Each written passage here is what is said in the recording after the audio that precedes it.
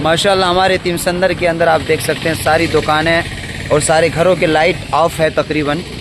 अल्हम्दुलिल्लाह हमारे अकाबरीन की तरफ से एक कॉल दी गई थी पूरे मुल्क को कि जो हमारी इस मौजूदा हुकूमत ने अपनी ताकत के बलबूते पर वक्फ कानून 2025 बनाया, इस कानून के ख़िलाफ़ पूरे मुल्क के अंदर पुरअमन एहतजाजात हो रहे हैं। ये जो आपको लाइट दिख रही है गाड़ी की लाइट है, चूँकि हम रोड पर खड़े हैं, वरना घरों की और दुकानों की यहाँ की लाइटें सब बंद हैं, इसलिए आप इस गलत फहमी में न रहिए। तो अल्लाह से दुआ है कि अल्लाह तबारक व तआला इस एहतजाज को भी कामयाब फरमाए और ये सरकार तक मैसेज जाना चाहिए कि इस मुल्क की अक्सरियत इस कानून के ख़िलाफ़ है और इस कानून ये कोई आम नहीं है, हमारे वजूद का मसला है।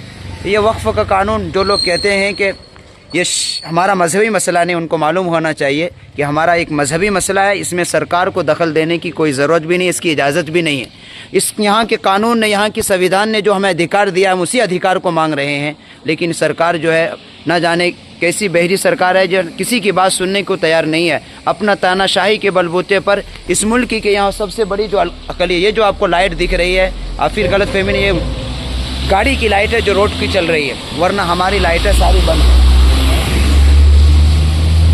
तो लेकिन सुनने को तैयार नहीं है। लेकिन खैर अल्लाह तबारक व तआला ही इस ज़मीन व आसमान का हकीकी मालिक वही है, एक ये ज़रिए के तौर पर है जो इंशाअल्लाह ज़रूर कामयाब होगी। पूरे मुल्क के अंदर इसके ख़िलाफ़ आवाज़ें उठ रही है और एक दिन ऐसा आएगा कि इंशाअल्लाह हुकूमत इस कानून को वापस लेने पर मजबूर होगी।